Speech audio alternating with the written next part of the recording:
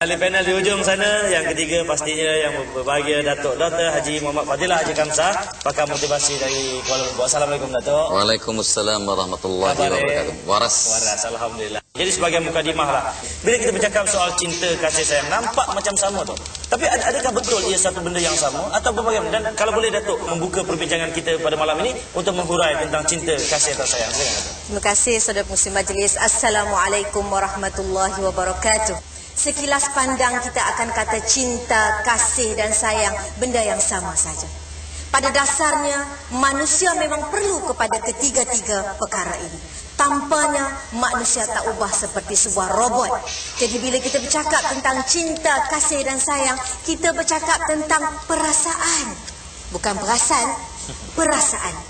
Kita bercakap soal hati, perkara yang melibatkan dalaman yang kita tak nampak dari segi luaran. Yang penting, cinta, kasih dan sayang ni adalah sifat-sifat Tuhan yang disebut dalam 100 nama Allah Subhanahu Wa Taala, 99 ya, campur dengan Allah. Al-Habib, cinta. Ar-Rahim, kasih. Al-Mawaddah, kita katakan sayang. Jadi manusia disuruh untuk mengambil sifat-sifat Allah Subhanahu Wa Taala. Cuma ada juga beza di antara ketiga-tiga terminologi ini. Kalau kita bercakap tentang cinta, cinta melibatkan dua jiwa. Itu yang dia kata, satu cinta, dua jiwa. Dan cinta ini mestilah sesuatu yang kita cari. Dia tak datang sendiri. Kita mesti berusaha ke arahnya, baru dia datang. Dan cinta itu al-hub yang dikatakan dalam segmen selayang pandang disebut beberapa kali dalam Al-Quran. Berasal daripada dua huruf, ha dan ba. Ha itu daripada dalam, ba daripada bibir. Artinya mesti dilahirkan di bibir, dibuktikan juga daripada dalaman. Dan cinta itu begitu agung. Itulah yang dipaparkan dalam Romeo dan Juliet. Uda dan Dara, Qais dan Laila disimbolikkan oleh Taj Mahal. Sedangkan sayang pula itu dikatakan sebagai al-wadud. Sayang ni tak semesti jiwa. Sama ada sayang dengan benda, sayang rumah, sayang kasut, sayang kucing, sayang pokok, macam-macam kita boleh sayang. Sayang ini dia mengharapkan balasan. Sebab itu pada suami cinta pun kena ada, dengan isteri sayang pun kena ada, kasih pun kena ada. Dan yang terakhir yang agung ini adalah kasih yang disebut dalam istilah bahasa Arabnya Rahim atau Rahmat. Yang dimulakan ayat Al-Quran itu dengan Bismillahirrahmanirrahim, dengan nama Allah yang bersifat penyayang. Dia adalah satu fitrah yang lahir tanpa minta dibalas. Sebab itu kita katakan ibu itu dia kata kasih ibu, dia tak kata sayang ibu. Sebab ibu ni anak dia tak balas budi dia pun dia sayang, anak dia jahat dengan dia pun dia sayang. Sebab itulah juga kita sebut kasih Allah kepada hambanya. Kerana walaupun hamba itu tidak bersyukur, Allah Subhanahu Wa Taala tetap kasih dan memberi kepadanya nikmat-nikmat. Dan kerana rahim itu adalah sesuatu yang melibatkan soal kasih, Allah Subhanahu Wa Taala campakkan pada wanita. Wanita aja pengurusi ada rahim. Datuk Nur Gadut tak ada rahim, Datuk Fadilah pun tak ada rahim. Orang perempuan aja ada rahim, yang disebut bahasa sainsnya uterus. Dan daripada lahirnya anak itulah lahirnya silaturahim. Bila ibu tu mengandung dengan penuh kasih sayang yang ada dalam dirinya. Itu sedikit sebanyak perbezaan tiga terminologi pengurusi. Ya, terima kasih Muhammad Datuk. Rasa cemburu juga bila kita ni tak ada rahim. Tapi alhamdulillah kita keluar daripada rahim. Datuk Fadilah, mungkin Datuk nak menambah sikit tentang bagaimana tentang konsep kasih sayang. Silakan. Sebenarnya kalau ikut Kamus Dewan, kasih sayang cinta ni macam interchangeable. Ya, macam tak ada perbezaan yang boleh digunakan ya pada bila-bila masa, ikut situasi saja. Tetapi kalau dari segi kacamata psikologinya, ya, ada 5 faktor yang berkaitan ataupun unsur yang berkaitan dengan cinta, kasih dan sayang. Ya, ini kata pakar-pakar psikologi. Dia kata apa? Dalam kasih, cinta dan sayang ini cuma dia punya aras atau darjahnya berbeza-beza. Mesti ada keagraban. Keduanya ada kemesraan. Ketiganya ada pengorbanan, keempatnya ada nafsu, kelimanya terasnya iman. Jadi kalau kita lihat cinta, di cinta, daripada cinta itu ada semua unsur-unsur ini. Ya, ada keagraban, ada kemesraan, ada pengorbanan, ada nafsu. Itu bezanya cinta dengan yang lain. Bila kita sebut sayang, mungkin hal aspek nafsu sudah berkurangan. Kita sayang pada kucing, kalau ada nafsu jahanam. Kita sayang kat rumah, tak ada unsur nafsu. Jadi sayang itu sama, ada keagraban, ada kemesraan, ada pengorbanan mungkin. Orang sayang keretanya sanggup berkorban, ustaz. Ya, dia lapnya, kaitannya lebih kerap dari mengelap isterinya. Itu memang hakikatnya. Ada orang perempuan kadang kata, kalaulah aku jadi kereta suamiku, alangkah bahagianya. Nampak tu? Punya. Dia balik tu, Ustaz. Ini Ustaz masa muda-muda aku, Ustaz. Ya, kan? Dia ludahnya dia lap dengan bajunya. Punya sayang tu. Tapi kalau isteri dia buat begitu cantiknya. Tak nak ludah dia lap. Tak nak apa. Ya, sebab kata Confucius dalam konteks ini, dia kata apa? Seandainya suami-suami menyayangi istrinya seperti dia menyayangi kawan-kawannya, bahagia isteri. Nampak tu kata Confucius. Tapi kalau suami-suami menghormati kawan-kawannya seperti dia menghormati istrinya, hancur kawan-kawan semua lagi. Begitu juga dengan perkataan sayang. Sayang betul. Sayang, kata Datuk Macita tadi, dia mungkin tertumpu kepada makhluk, kepada benda-benda, dan sebagainya. Mungkin pada orang jauh yang kita ada perasaan, ada keagrapan, ada kemesraan, mungkin tak sanggup untuk berkorban. Sebenarnya kita cinta pada negara, cinta pada Allah, cinta pada Rasul, cinta pada ilmu. Ada orang sanggup berkorban, berjalan berbatu-batu sebab nak cari ilmu. Tengok, ada pengorbanan yang amat tinggi. Itu dia. Jadi saudara pengusi, itu lebih kurang dari kacamata yang agak berbeza. Bagaimana kita dapat membezakan antara kasih, cinta dan sayang Allah. Terima kasih Datuk. Tapi kadang-kadang bila orang bercakap tentang cinta kasih sayang, dia just fokus pada orang. Tapi bila dah agaknya ditinggalkan, barulah dia kata rupa-rupanya cinta pada manusia tak kekal lama, katanya.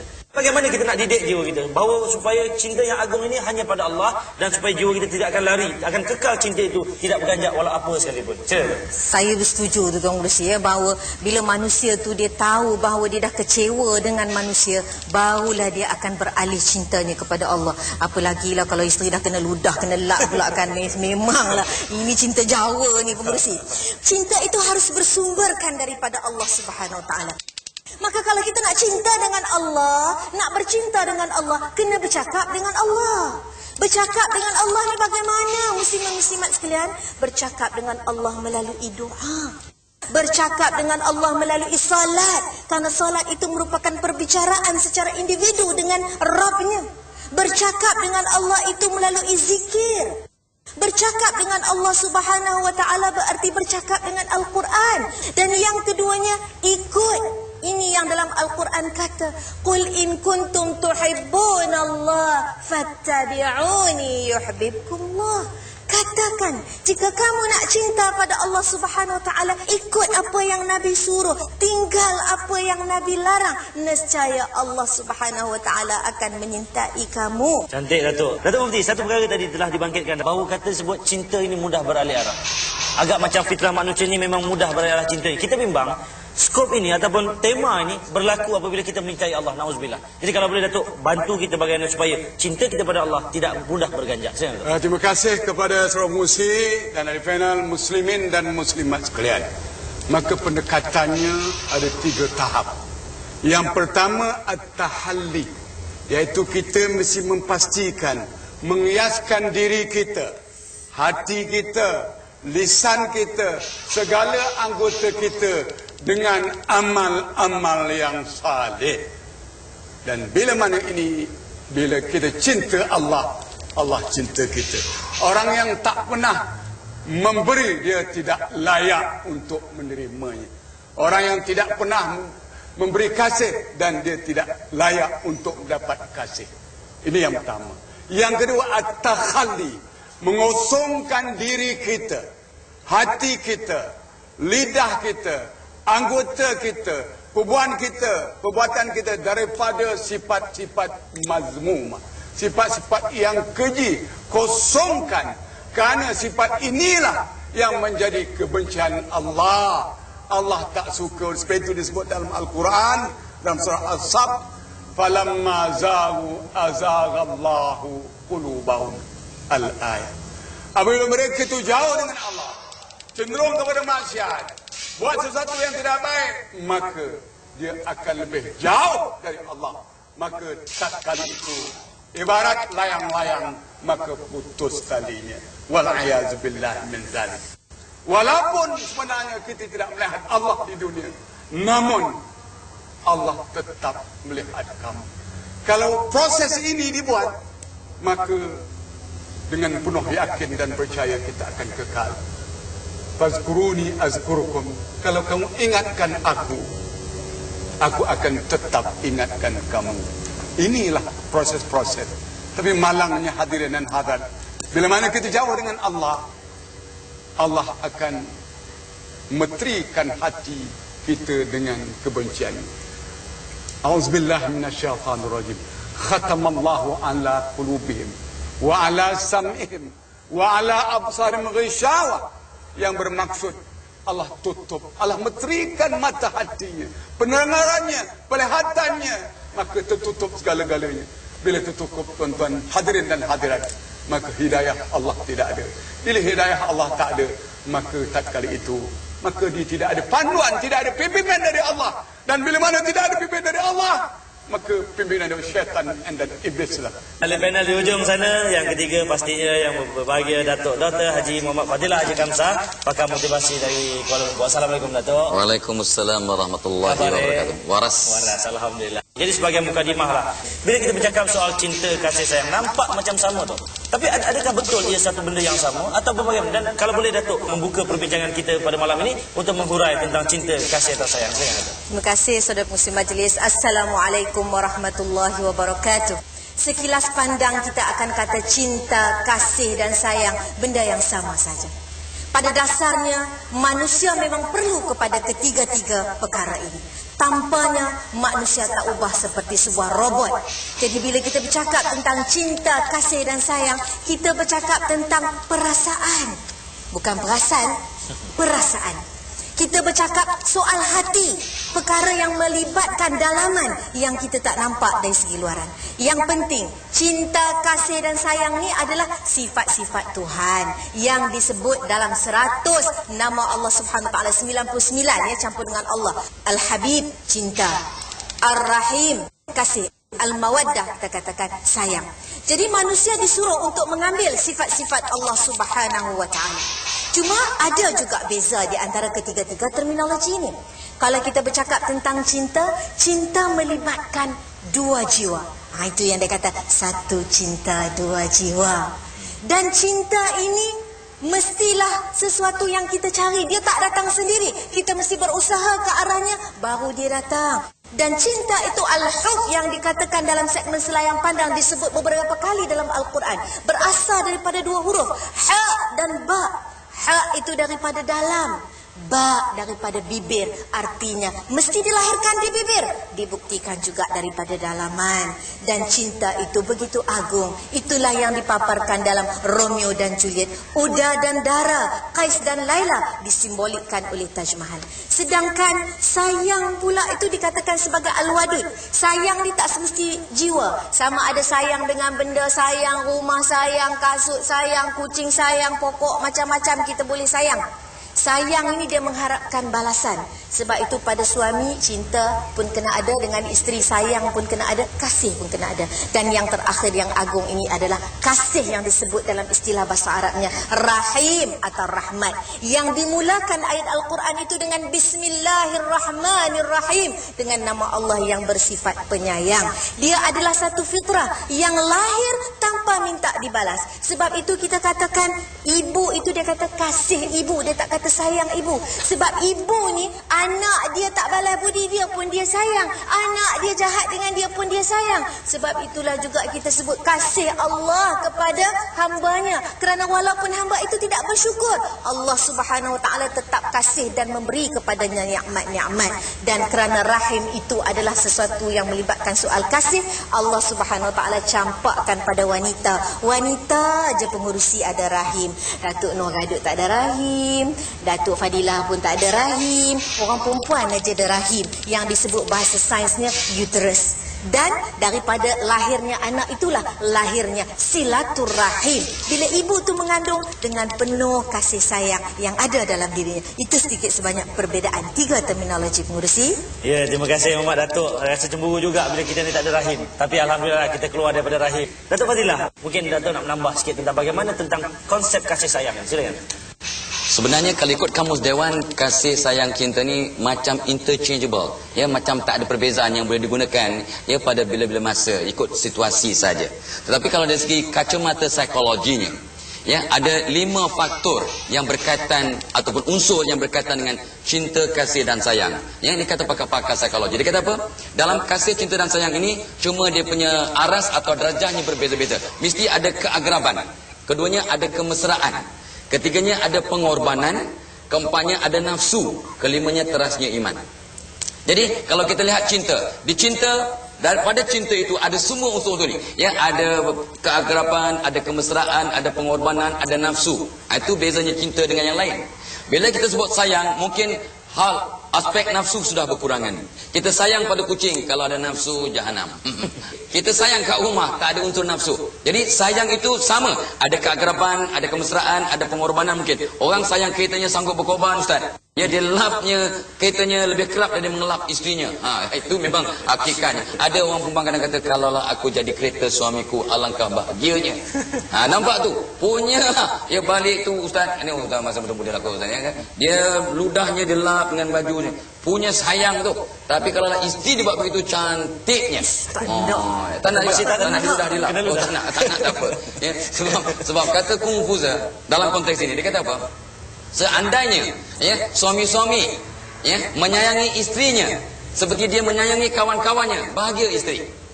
Nampak tu kata Confucius. Tapi kalau suami-suami menghormati kawan-kawannya seperti dia menghormati istrinya, hancur kawan-kawan semua lagi.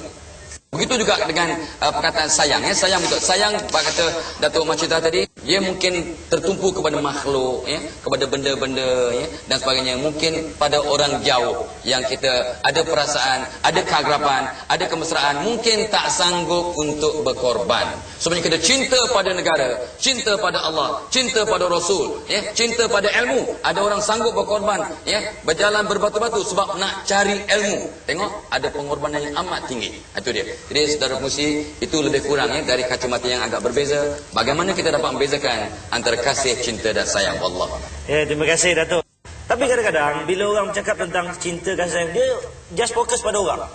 Tapi bila dah agaknya ditinggalkan, barulah dia kata rupa-rupanya cinta pada manusia tak kekal lama, katanya. Bagaimana kita nak didik jiwa kita bahawa supaya cinta yang agung ini hanya pada Allah, dan supaya jiwa kita tidak akan lari, akan kekal cinta itu, tidak berganjak walau apa sekalipun. Saya bersetuju tu Tuan Bersih, ya, bahawa bila manusia tu dia tahu bahawa dia dah kecewa dengan manusia, barulah dia akan beralih cintanya kepada Allah. Apalagilah kalau isteri dah kena ludah, kena lap pula kan. Memanglah ini cinta Jawa ni Tuan Bersih. Cinta itu harus bersumberkan daripada Allah Subhanahu Wa Taala.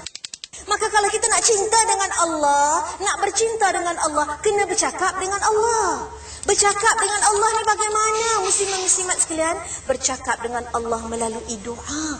Bercakap dengan Allah melalui salat. Kerana salat itu merupakan perbicaraan secara individu dengan Rabbnya. Bercakap dengan Allah itu melalui zikir. Bercakap dengan Allah Subhanahu Wa Taala berarti bercakap dengan Al-Quran.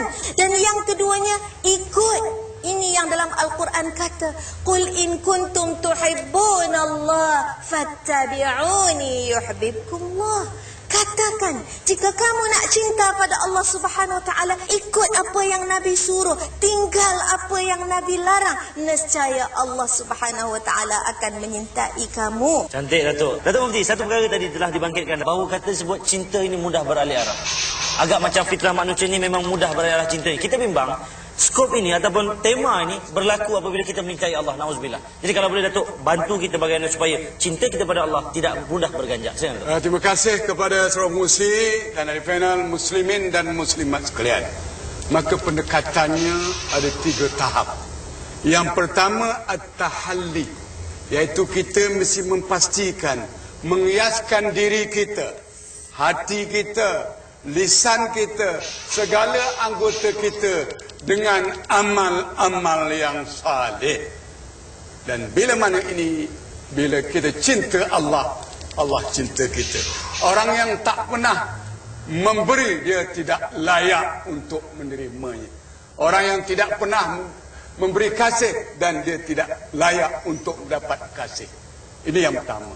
Yang kedua, at-takhalli, mengosongkan diri kita, hati kita, lidah kita, anggota kita, perbuatan kita daripada sifat-sifat mazmumah, sifat-sifat yang keji. Kosongkan Karena sifat inilah yang menjadi kebencian Allah. Allah tak suka. Sebab itu disebut dalam Al-Quran, dalam surah As-Saf, falamma zaghu azaghallahu qulubahum al-ayat. Apabila mereka itu jauh dengan Allah, cenderung kepada maksiat, buat sesuatu yang tidak baik, maka dia akan lebih jauh dari Allah. Maka tatkala itu ibarat layang-layang, maka putus talinya. Wal'ayazubillah min zalik. Walaupun sebenarnya kita tidak melihat Allah di dunia, namun Allah tetap melihat kamu. Kalau proses ini dibuat, maka dengan penuh yakin dan percaya kita akan kekal. Fazkuruni azkurukum. Kalau kamu ingatkan aku akan tetap ingatkan kamu. Inilah proses-proses. Tapi malangnya hadirin dan hadirat, bila mana kita jauh dengan Allah, Allah akan metrikan hati kita dengan kebencian. A'udzubillahi minasyaitonir rajim. Khatamallahu ala qulubihim wa ala sam'ihim wa ala absarihim ghishawah.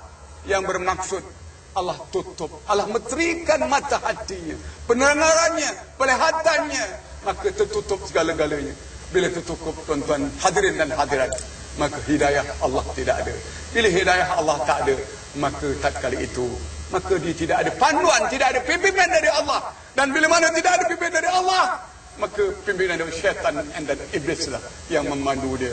Maka sudah tentulah tempatnya ke arah kemurkaan Allah, dan akhirnya neraka Allah. Waliyadzubillah. Wallahu a'lam.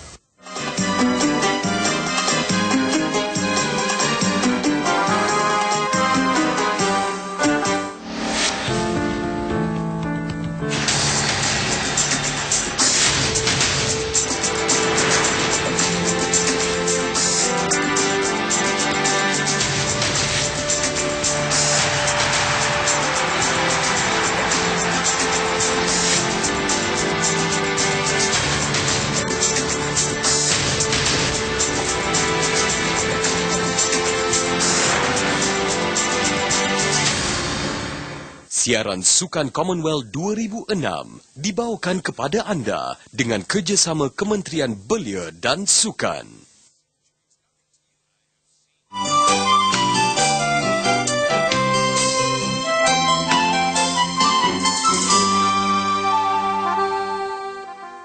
Kota Keluar Muda, ya nostalgik juga. Yang mengingati datuk saya Haji Mullah Fahim, sebab saya cukup rapat dengan dia. Dan datuk saya itu suka bawa saya ke mana dia nak pergi. Datuk saya suka ambil air dalam sungai itu, basahkan kepala saya.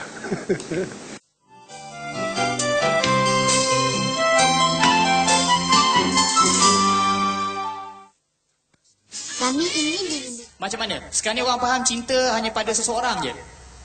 Ada juga mana cintakan kepada seseorang itu. Oh, saya dengar slang lain lah. Saudara daripada mana Asal dari Kemboja, belajar kat Institut Pengajian Tinggi Islam Perlis. Oh, Kemboja. Saya dah dapat pilihan tepat pada malam ni. Saya nak minta saudara bangun bersama saya. Jadi kita nak tanya, sekarang bila orang kata cinta hanya pada seorang, sampai kita ni terlupa dan terlepas pandang bahawa cinta yang paling utama pada Allah SWT kan. Jadi mungkin saudara boleh komen sedikit. Maknanya kita kena ada kesedaran dalam diri kita yang dapat dari nasihat menasihati yang boleh bawakan kepada cintakan kepada Allah Subhanahu Wa Taala. Yang kedua, jadi peranan ibu bapa itu sendiri yang dalam ajaran Quran, ku anfusakum wa ahlikum nara. Yang ketiga, kita jadi toka cinta yang suka baca buku yang tidak ada faedah kan kepada buku yang ada faedah. Yang keempat, mana banyakkan macam forum macam ni, kita kena terlibat dalam jadi perkara macam ni. Yang kelima, contohnya sekarang ni hiburan banyak, maknanya kita kurangkan hiburan yang tidak ada faedah kepada hiburan yang boleh membawa faedah kepada diri kita. Terima kasih. Ni kenapa? Wah, kuatnya dia punya ni. Dia cakap dia, kenapa? Jangan takut dekat sikit. Makin jauh dia pergi. Risau pula saya. Kalau Kemboja lah, kita nak promote Kemboja ni kan.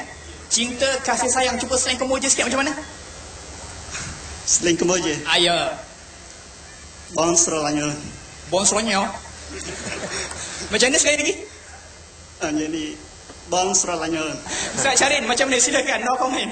Ya, terima kasih Rizal dan juga saudara. Saya tak berapa dengar tadi bahasa kebonjol yang disebut. Saya dengar macam bondrot. Bondrot apa Ustaz Fadilah? Datuk Fadilah. Datuk Fadilah tahulah bondrot itu apa. Jadi Datuk, mungkin Datuk nak komen Datuk Fadilah sesuatu apa yang disebut oleh saudara kita dalam komen dia tentang 5 tahap saya sebut tadi. Soal kecintaan yang dibawakan. Silakan Datuk. Bercakap tentang halangan-halangan dan ujian terhadap kecintaan pada Allah ni, ya. Kadang-kadang kita banyak perkara-perkara yang kadang-kadang kita terlepas pandang, ya. Satu perkara yang kadang-kadang kita terlepas pandang ialah kejahilan itu asas kepada menyebabkan kita sukar sangat untuk kasih pada Allah. Malah untuk kasih pada diri, malah untuk kasih pada sesama manusia pun. Ya, Nabi pernah berpesan, sayangi yang atas muka bumi, ya, maka yang di langit akan sayang kat kita.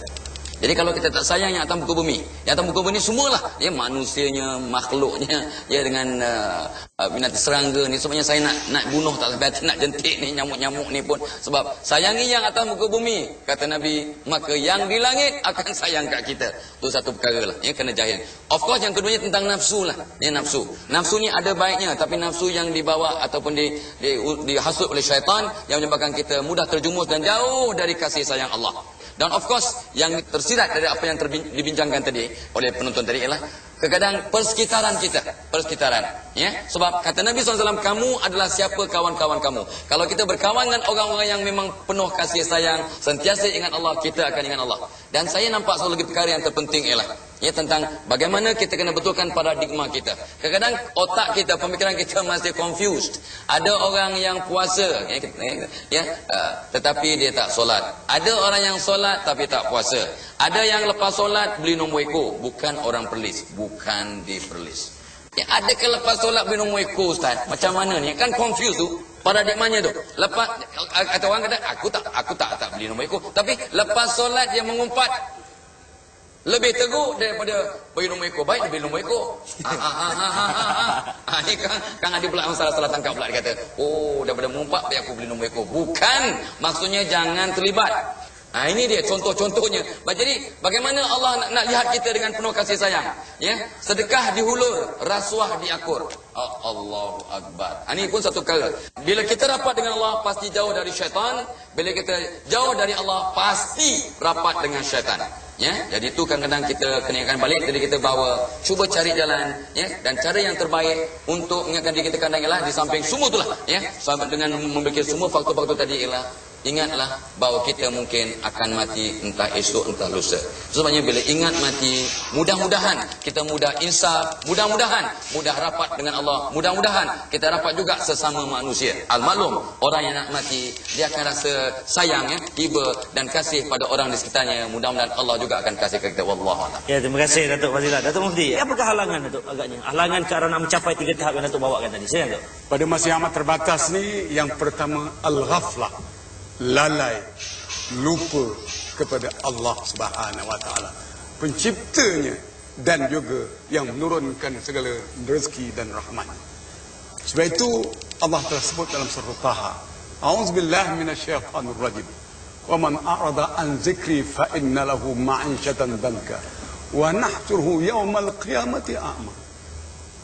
Yang bermaksud, barang siapa yang berpaling dari Allah, tak ikut perintah Allah, jauh dengan Allah, sesungguhnya di dalam dunia Allah akan sediakan mereka itu keluh kesah dan tension dan sebagainya.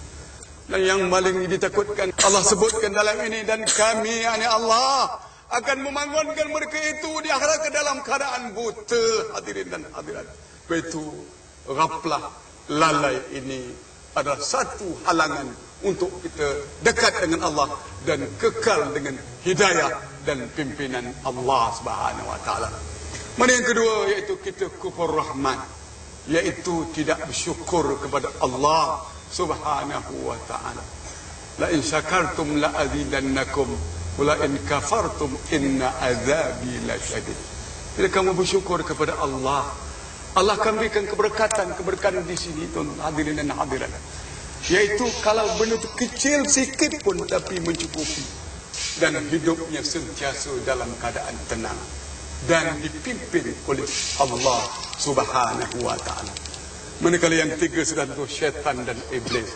Ini musuh kita, musuh manusia. Maka sebab itu sama-samalah kita. Maka ada benda-benda yang boleh menjauhkan kita dengan syaitan dan iblis, yaitu